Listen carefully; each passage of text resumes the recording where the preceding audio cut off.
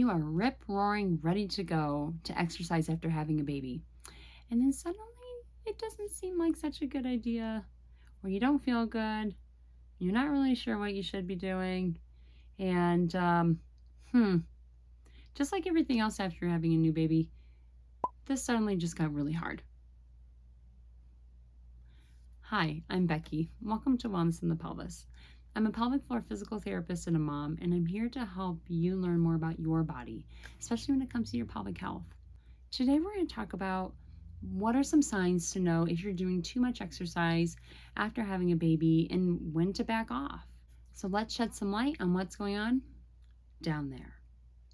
So let me first just say, please don't make the mistakes that I did. I'm a pelvic floor PT, therefore I am immune to any sort of musculoskeletal injury, especially in the pelvis, and especially after having a baby.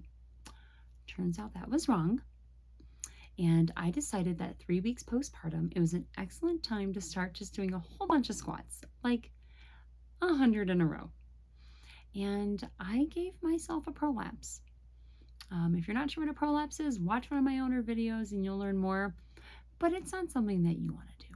Do not exercise that hard after having a baby. You will hurt yourself. But if you need some signs to help you understand when you're doing too much, keep watching. Number 1, bleeding. Okay, yeah, you're obviously supposed to bleed after having a baby. Doesn't matter if the baby's born vaginally or cesarean. But if you have stopped your postpartum bleeding and then it comes back, it probably isn't your period.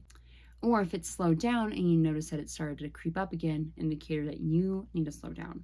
If it's been 12 weeks since you've had your baby and you're still experiencing bleeding, you need to talk to your birthing provider though. That could be a sign that things just aren't healing right and that needs to be assessed. Number 2, any sort of pelvic pain. That could be anywhere in the belly, low back, pelvis, or hips. And you feel like, ooh, I feel crampy and not super great. And it might feel like those Braxton Hicks, or it might feel like menstrual cramps, or just some general low back or hip pain. Leakage. In those early days, especially, your bladder and your bowels are trying to figure out how to work again. So then if you start doing more and then you're definitely leaking, you need to slow down. Remember, your pelvic floor just ran a marathon your whole pregnancy and given birth to this baby. You don't need to then try to run another 5K as soon as you just finished a marathon. Or at least I'm not that kind of person. If you're experiencing heaviness in your pelvis, this could be a sign of a prolapse. I talked before about how I gave myself a prolapse working out too early after giving birth, and I don't want that for you guys. If you were running and you kind of twisted your ankle, you don't then start running more on top of it. You let those ligaments heal. And the same thing with the organs in your pelvis. They have ligaments that hold themselves up to the pelvic wall, and they need time to heal too. Number 5, if you experience a drop in your milk production, your body's working really hard to help things heal and to help supply nutrients for this baby if you're breastfeeding them. It needs a lot of water. And so if you notice that your milk supply starts dropping, you might be dehydrating yourself.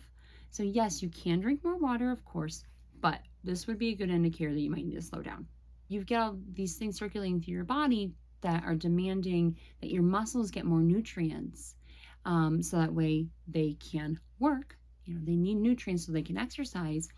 And so that tells your brain, hey, we got to pull nutrients away from other parts of the body, and that could be also reducing your breast milk supply. So even though you're trying to help yourself by exercising more, you may be actually pulling away from what your body needs to be doing, which is making more breast milk.